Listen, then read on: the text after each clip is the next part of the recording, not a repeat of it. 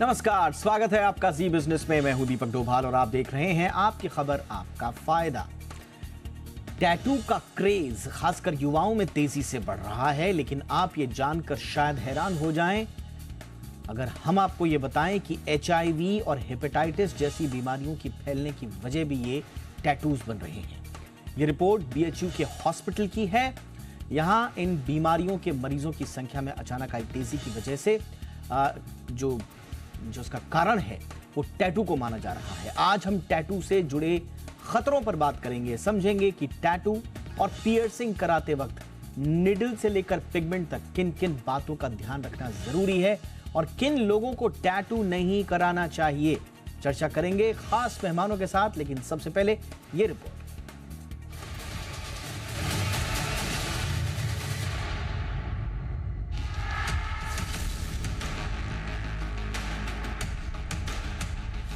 Tattoo का चलन इन दिनों तेजी से बढ़ा है।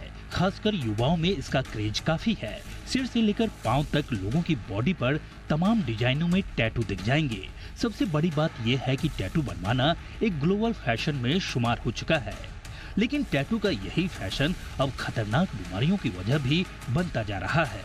टैटू के पेशेवर एक्सपर्ट तो सभी तरह के एहतियातों के साथ टैटू बनाते हैं, लेकिन गैर पेशेवर या यूं कहें कि झोला छाप टैटू मेकर्स टैटू शौकीनों को हेपेटाइटिस B और C के साथ HIV जैसी जानलेवा बीमारियों के अलावा त्वचा संबंधी बीमारी दे रहे हैं। आप सोच रहे होंगे कि हेपेटाइटिस B, C और HIV पॉजिटिव जैसे जानलेवा संक्रमण की वजह टैटू कैसे हो सकता है। बिल्कुल हो सकता है। दरअसल BHU हॉस्पिटल की रिपोर्ट में टैटू को लेकर जो चिंता जाहिर की गई है वो किसी को भी परेशान कर सकती है। रिपोर्ट के मुताबिक हाल के दिनों में हॉस्पिटल में आने वाले रोगियों में हेपेटाइटिस B, C और HIV पॉजिटिव के मामले तेजी से बढ़े हैं और इसकी एक बड़ी वजह टैटू को बताया गया है। डॉक्टरों का कहना है कि टैटू बनाने के लिए सुई का एक से अधिक करने से हेपेटाइटिस B, C और HIV संक्रमण का खतरा बढ़ जाता है। इसके अलावा एक से अधिक बार इस्तेमाल हुई संक्रमित सुई स्किन डिजीज और एलर्जी की भी वजह बन सकती है। ये बातें केवल टैटू पर ही लागू नहीं होती। कान और नाक के अलावा आजकल बॉडी पियर्सिंग का भी खूब चलन है। इसमें भी एक ही सुई या पियर्सिंग से जुड़े दूसरे औजार अगर किसी संक्रमण से पीड़ित व्यक्ति पर इस्तेमाल हुए हैं और फिर इसे दोबारा किसी दूसरे व्यक्ति पर इस्तेमाल किया गया हो तो भी गंभीर और जानलेवा बीमारियों का खतरा बढ़ जाता है।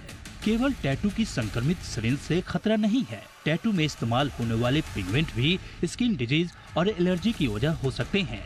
खासकर संवेदनशील त्वचा वाले लोगों को टैटू के लाल, हरे, पीले और नीले रंग से एलर्जी होने की आशंका ज्यादा होती है।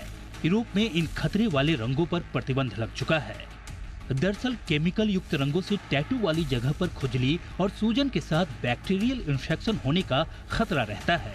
कुछ पिगमेंट्स में इथेनॉल जैसे तत्व होते हैं जो संवेदनशील त्वचा के लिए घातक होते हैं। ऐसे में टैटू कराने से पहले स्किन टेस्ट जरूर कराना चाहिए ताकि पता चल सके कि कौन सा पिगमेंट स्किन को सूट करेगा और कौन सा नहीं। टैटू से जुड़ी एक जरूरी बात और ध्यान में रखना चाहिए। अमेरिकन रेड क्रॉस सोसाइटी के मुताबिक टैटू बनवाने वाले व्यक्ति को कम से कम 1 साल तक किसी को ब्लड डोनेट नहीं करना चाहिए। फिलहाल तो फैशन के नए क्लेवर में टैटू ट्रेंड में है, लेकिन इसके अपने खतरे भी हैं। वहीं भारत में एक अनुमान के मुताबिक टैटू का 20,000 करोड़ रुपए का बड़ा बाजार है। इससे लोगों को रोजगार मिला हुआ है, लेकिन जब बात सेहत और जिंदगी से जुड़ी हो तो टैटू बनवाने से पहले एक्स्ट्रा अलर्टनेस के साथ हाइजीन का ध्यान रखना बेहद जरूरी है। ब्यूरो रिपोर्ट, जी मीडिया। बहुत ही खास मेहमान आज हमारे साथ जुड़ रहे हैं। डॉक्टर दीपाली भारद्वाज हमारे साथ हैं, सीनियर डर्मेटोलॉजिस्ट हैं। बहुत बहुत स्वागत है डॉक्टर दीपाली आपका हमारे शो पर। और हमारे साथ हैं Manjeet Singh, celebrity tattoo artist हैं। बहुत बहुत स्वागत है आपका मंजीत हमारे शो पर। डॉक्टर दीपाली, मैं चर्चा की शुरुआत आपसे ही करना चाहूँगा। बहुत सारे खतरे हैं, इनफैक्ट इसके बारे में बाकायदा गवर्नमेंट ने भी अपने अपने स्तरों पर ख़ास तौर से जो टैटू पार्लर्स हैं उनमें सुरक्षा का ध्यान रखने की बात भी कही है। बहुत सारे इस तरह की पॉलिसीज़ भी बनी हैं, लेकिन उसके बावजूद ख़तरे कम नहीं। ये कितना बड़ा खतरा हो सकता है अगर असुरक्षित तरीके से, अनहाइजीनिक तरीके से अगर कोई टैटू करवा रहा है तो उसको किस तरह की बीमारियों का खतरा हो सकता है डॉक्टर दीपाली? जी देखिए, अनसुरक्षित तरीके से टैटू कराने से जान भी जा सकती है। वहीं से शुरू करते हैं, जो सबसे खतरनाक चीज़ हो सकती है किसी के साथ भी। HIV हो सकता है, ट्यूबरकुलोसिस हो सकता है, सार्कोइडोसिस हो सकता है, इंटरनल ट्यूबरकुलोसिस, मेनिंजाइटिस, कोई भी तरह की जो इन्फेक्शन है, क्योंकि जो टैटू की नीडल्स हैं, उसके नीडल के आगे अगर कोई भी इन्फेक्शन हो, वो हमारी ब्लड स्ट्रीम में जा सकती है। वो जानलेवा हो सकती है, कैंसर कर सकती है, किसी को पैरालिसिस कर सकती है, कुछ भी कर सकती है। मैं ये नहीं कहती कि टैटू कराना गलत है, मैं आपके चैनल के द्वारा कहूंगी, in fact I am a inked person my self, मैं टैटू में विश्वास रखती हूँ। मगर जो भी इंसान टैटू के लिए जा रहा है, उसको सिर्फ टैटू आर्टिस्ट पे ऑफ कोर्स विश्वास रखना और उसके नाम से जाना जरूरी है, मगर साथ साथ खुद भी कुछ सतर्कता रखनी चाहिए और चेकिंग करनी चाहिए कि उसके सामने ही नीडल खुल रही है, स्टेरिलिटी हो रही है, सब कुछ एसेप्सिस है, बाई चांस उसको कराने के बाद इन्फेक्शन है या ब्लीडिंग हो रही है, तो उसको नजदीकी डॉक्टर से कंसल्टेशन लेके एंटीबायोटिक्स तुरंत शुरू करने चाहिए। कोई भी तरह का रिस्क नहीं लेना चाहिए, क्योंकि आपकी बॉडी में अच्छे खासी चैनल्स, ओपनिंग्स बनते हैं ड्यूरिंग टैटू, और वो खुले रहते हैं पहले 72 आवर्स से भी ज़्यादा। और ये ना भूलें कि अभी भी पैंडेमिक ऑन है, तो हवा में अलग अलग इन्फेक्शंस हैं, बारिशों में एक्सेट्रा, और पोल्यूशन है, so we have to be very very careful. Absolutely, आपने बिल्कुल सही कहा। बहुत ज़्यादा पॉसिबिलिटी होती है कि कोई ब्लड बॉर्न वायरस जो है, ख़ास तौर से हेपेटाइटिस सी का जो बार बार जिक्र आता है, कि वो ट्रांसमिट हो जाए अगर अप्रोप्रिएट सेफ्टी गाइडलाइंस से टैटूइंग नहीं हो रही है तो। इसलिए बहुत ख्याल रखना बहुत आवश्यक है। सवाल ये है कि फिर किस तरह के कदम उठाए जाने चाहिए, किस तरह का ध्यान रखना चाहिए। मंजीत हमारे साथ हैं। मंजीत, कितना इम्पॉर्टेंट है एक प्रोफेशनल और लाइसेंस्ड आर्टिस्ट जो कि मेंटेन करता हो सेफ स्टेरिलाइज्ड एनवायरनमेंट टैटूइंग के दौरान, कितना इंपॉर्टेंट है पेशेवर, पढ़े लिखे और प्रोफेशनल टैटू आर्टिस्ट से ही टैटू कराना? जी बिल्कुल।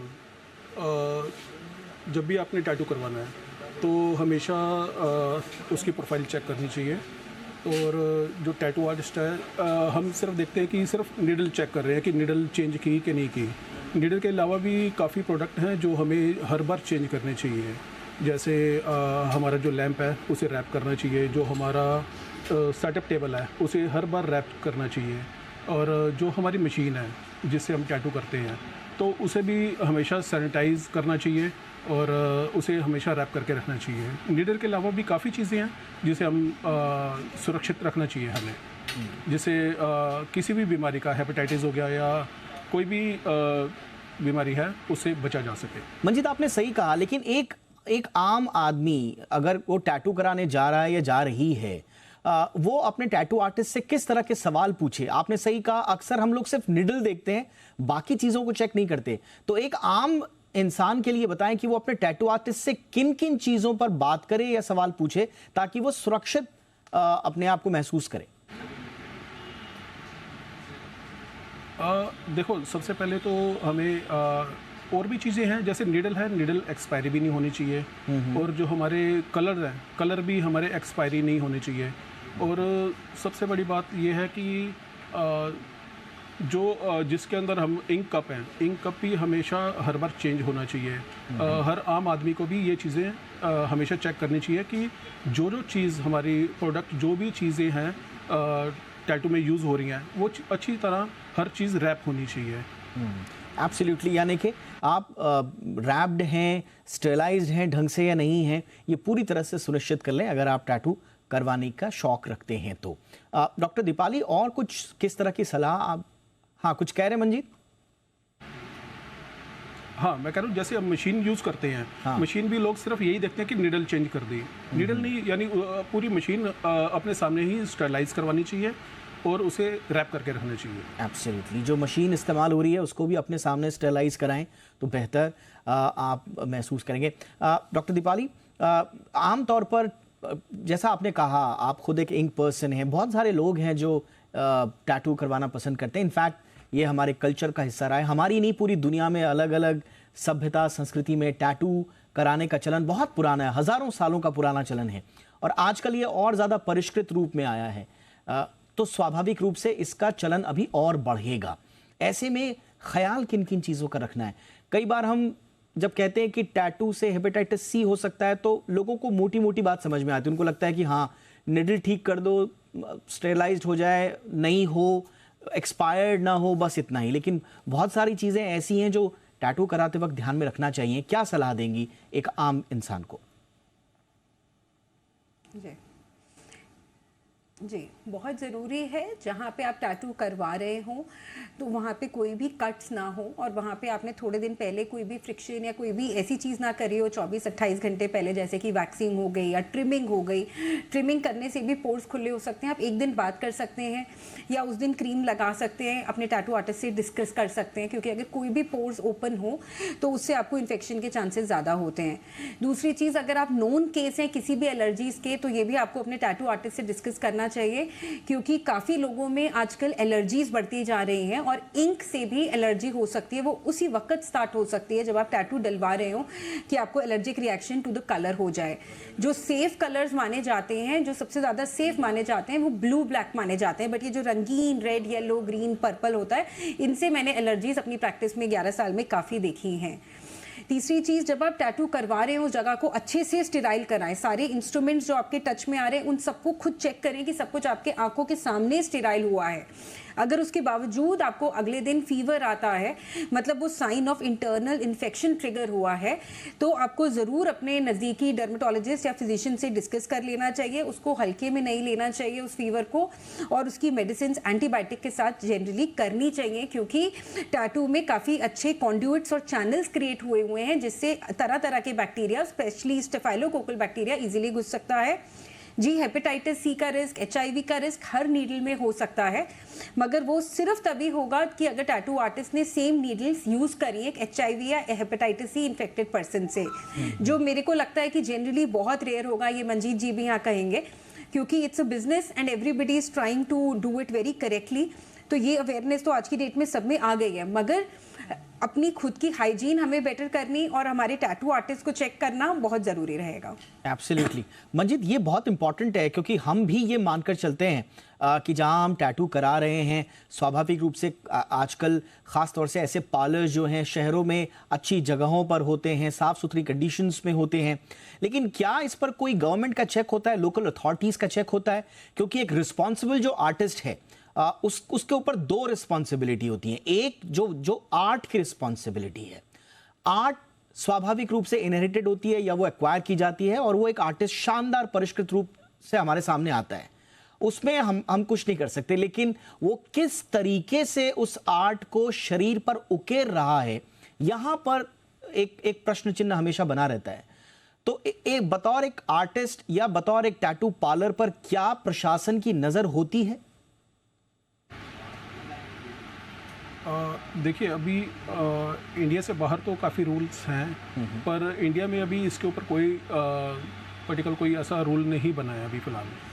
तो मेरी समझ से तो गवर्नमेंट को इसके अंदर थोड़ा दखल देना चाहिए, ताकि जो अभी नो सीखे आर्टिस्ट हैं या बिना सीखे जो टैटू आर्टिस्ट पार्लर खोल के बैठे हुए हैं, तो उनके ऊपर थोड़ा सा शिकंजा, थोड़ा सा ध्यान रखना चाहिए हमारी गवर्नमेंट को। ये चीज़ गवर्नमेंट को करनी चाहिए। एब्सोल्युटली मंजीत, ये इस संदर्भ में कितना इम्पोर्टेंट आपको लगता है कि टैटू का बाजार जो है, जैसा हमने आपको बताया कि 20,000 करोड़ के आसपास का है और स्वाभाविक रूप से ये आगे बढ़ेगा। एक सेफ, एक रिस्पॉन्सिबल टैटू मार्केट के लिए कितना इंपॉर्टेंट होगा कि जहां पर कुछ तालाब में कुछ गंदी मछलियां हैं उनको हटाया जाए, जो नौसीखे जिनकी आप बात कर रहे हैं या जो इररिस्पॉन्सिबल हैं उन पर लगाम कसना कितना इंपॉर्टेंट होगा, ताकि ये कारोबार और आगे फले फूले। बिल्कुल बिल्कुल, गवर्नमेंट को इसके ऊपर, मैंने बताया आपको कि इसके ऊपर थोड़ा सा अपनी नज़र रखनी चाहिए, ताकि ये जो टैटू आर्टिस्ट है जिनसे खतरा है टैटू के लिए, तो वो चीज़ गवर्नमेंट को देखनी चाहिए स्वाभाविक रूप से। डॉक्टर दीपाली, एक ठोस पॉलिसी की ज़रूरत कितना महसूस आप करती हैं? जैसा आपने देखा था कि जो ब्यूटी पार्लर्स हैं उनमें जो ऐसी चीज़ें जो कि एक प्रोफेशनल की देखरेख में ही होनी चाहिए या एक लाइसेंस्ड वर्कफोर्स के ही तहत की जानी चाहिए, उन पर तो थोड़ा अब सरकार का ध्यान गया है, लेकिन कितना इंपॉर्टेंट होगा कि टैटू के लिए भी अब कम से कम कुछ रूल्स रेगुलेशंस वगैरह आए? जी बिल्कुल आने चाहिए। सबसे ज़्यादा ज़रूरी है नीडल डिस्पोजल। सिर्फ वहीं पे नहीं कि आपने अपने क्लाइंट के लिए नीडल बदली है, मशीन के जो डिस्पोजेबल्स हैं, जो ब्लड है, मगर ये हमारे फूड चेन में आ सकता है। अगर बायोमेडिकल वेस्ट इनकी लाइसेंसिंग नहीं कर रहा है टैटू सेंटर्स की, तो वो लाइसेंसिंग ज़रूर होनी चाहिए। नीडल वेस्टेज, ब्लड वेस्टेज, जो कॉटन जिसमें ब्लड लगा हो, वो सब हमें कंट्रोल करना चाहिए, वो सरकार को ज़रूर देखना चाहिए।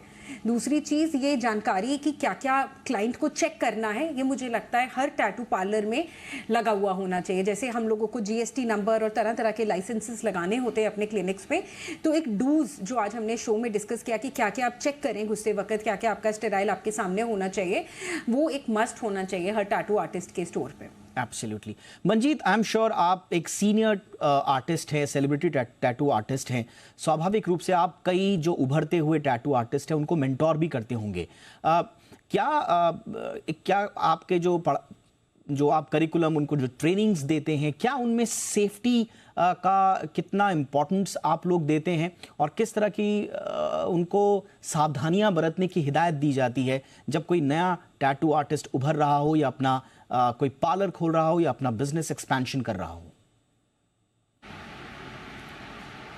जी बिल्कुल, हमारे पास काफ़ी ट्रेनिंग्स आते हैं ट्रेनिंग के लिए। तो उसमें हमारा पहला सबक यानी पहला पार्ट हमारा यही होता है कि उनको हाइजीन के बारे में सिखाएं कि किस तरह हम अपने टैटू को, अपने सेटअप को पूरा सुरक्षित बना सकते हैं जिससे कोई भी रिएक्शन ना हो स्किन से। तो हाइजीन के बारे में सबसे पहली बार हाइजीन के बारे में ही सिखाते हैं हम अपने स्टूडेंट को। तो ये तो पहला हो गया। और टैटू बनने के बाद भी हम पूरी प्रिकॉशंस रखने के लिए बोलते हैं अपने जो क्लाइंट हैं कि टैटू बनने के बाद भी काफ़ी ध्यान रखना पड़ता है हमें कि जैसे धूल मिट्टी ना पड़े, सनलाइट से अवॉइड करें, या कोई भी ऐसी जगह जैसे पूल हो गया, पूल वाटर से बचा के रखना है, सी वाटर से बचा के रखना है। तो इन्फेक्शन के काफ़ी तरीके हैं, टैटू बनने से पहले नहीं, टैटू बनने के बाद भी काफ़ी चीज़ें हैं जिनसे इन्फेक्शन हो सकता है। तो हम अपने क्लाइंट को भी और अपने स्टूडेंट्स को भी ये चीज़ें पूरी सिखाते हैं। ये आपने बहुत इंपॉर्टेंट बात बोली कि जब आप टैटूइंग करा रहे हैं, जब उस समय तो जो आर्टिस्ट है या जो परफॉर्म कर रहा है टैटू आपके शरीर पर, उसकी तो कुछ जिम्मेदारियां हैं भी, लेकिन टैटू कराने के बाद हाइजीन का ध्यान रखना और जो जो हिदायत दी गई हैं उनका भी ख्याल रखना बहुत ज़रूरी है ताकि कोई इन्फेक्शन आपको ना हो। हमारे साथ एक और ख़ास मेहमान डॉक्टर मीनाक्षी जैन जुड़ रही हैं, डायरेक्टर हैं इंटरनल मेडिसिन मैक्स हॉस्पिटल से। मीनाक्षी, बहुत बहुत स्वागत है मैम आपका। डॉक्टर मीनाक्षी, टैटू और हेपेटाइटिस के संबंधों के बारे में और साथ ही साथ एचआईवी को लेकर खतरों के बारे में कुछ स्टडीज आ रही हैं, ये कितना ज़रूरी है लोगों को समझना कि असुरक्षित टैटू आपको एचआईवी दे सकता है, हेपेटाइटिस जैसी बीमारियां दे सकता है? बिल्कुल सही कहा, क्योंकि टैटूइंग में नीडल्स इन्वॉल्व होती हैं।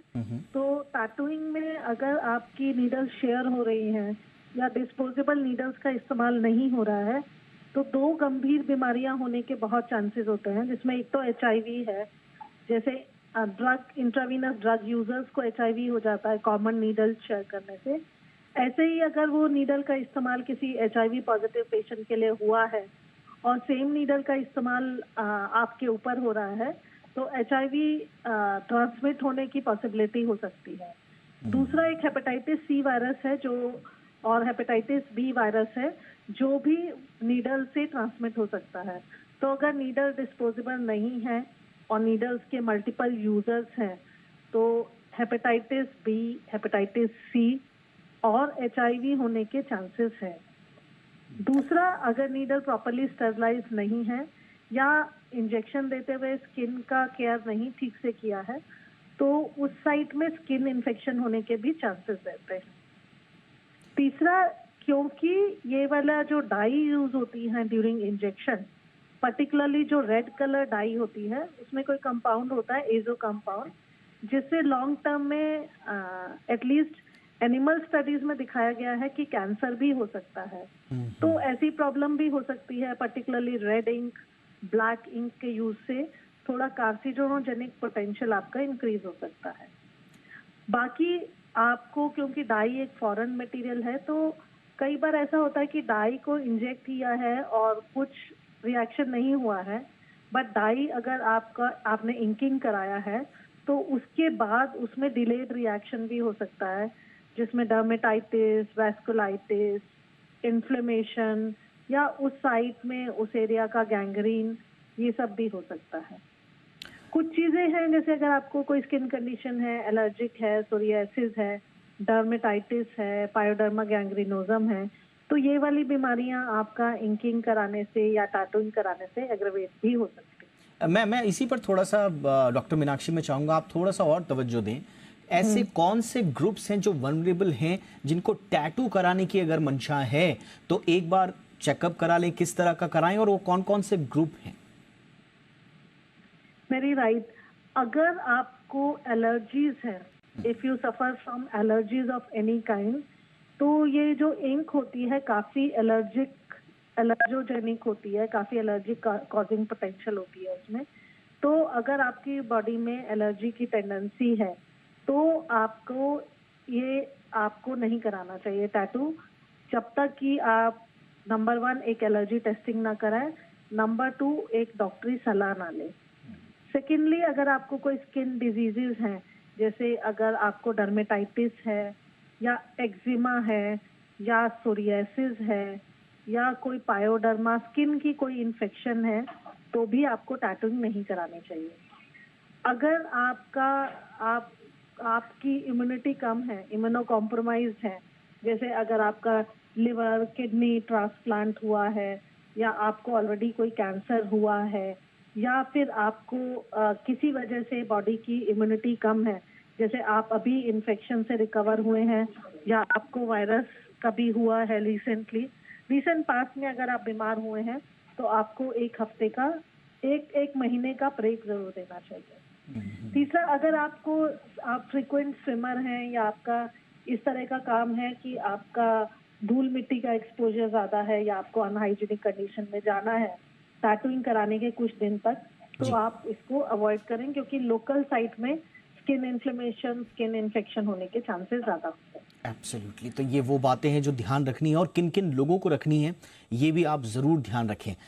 शो की शुरुआत में डॉक्टर दीपाली ने भी कहा था, हम भी कह दें, टैटूइंग आप टैटू कराइए। ये एक आपके बॉडी को, अगर आपके हिसाब से एक बेहतर आपको कॉन्फिडेंस देता है, आपको खूबसूरती देता है, आपकी मंशा में है कि आपको टैटू कराने का जो भी आपकी मंशा हो, चाहे वो बहुत सारे लोगों को तो रिलीजियस भी होता है इसमें, तो वो भी इसमें होता है, और दूसरा फैशन से रिलेटेड भी है, कुछ अलग दिखने की चाहत भी होती है, कॉन्फिडेंस की भी चाहत होती है। जो भी आपकी मंशा है टैटूइंग के पीछे, आप ज़रूर कराइए, इसमें कोई प्रॉब्लम नहीं है। लेकिन हाँ, सुरक्षित वातावरण में हो, प्रॉपर्ली लाइसेंस्ड प्रोफेशनल की देखरेख में हो, ये बहुत ज़रूरी है, और इसी के लिए आज का ये शो हमने किया था। बहुत बहुत शुक्रिया आप तीनों का वक्त निकालने के लिए। Doctor Meenakshi Jain, thank you so much. Doctor Deepali, आपका भी बहुत बहुत शुक्रिया। मनजीत सिंह जी, आपका भी बहुत बहुत धन्यवाद। आपकी खबर आपका फ़ायदा में आज इतना ही। इजाज़त दें, नमस्कार।